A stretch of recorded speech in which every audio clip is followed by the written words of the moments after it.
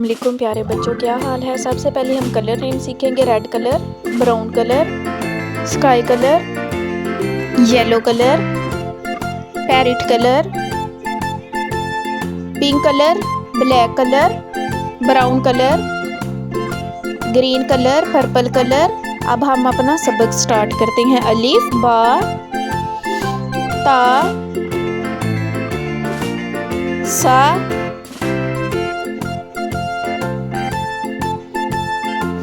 Gym हा खा दाल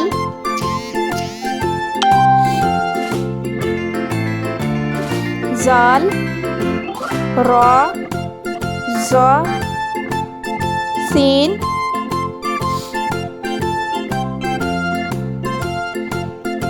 शीन स्वाद ज़ाद त्वा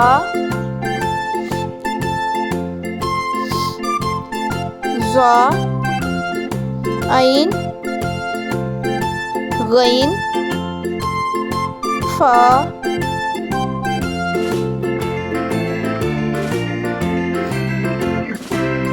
काफ कैफ लाम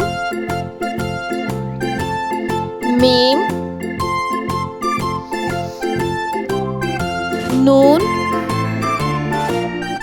वाओ हा हमजा या। अब हम अपना सबक रिपीट करते हैं। सब बच्चे मेरे साथ सबक दोहराएं। अलिफ बा ता सा जीम हा खा दाल जाल रा जा सीन शीन सौद ज़ाद ता ज़ा ऐन गैन फा काफ कैफ लाम मीम नून वाव हा हमजा या।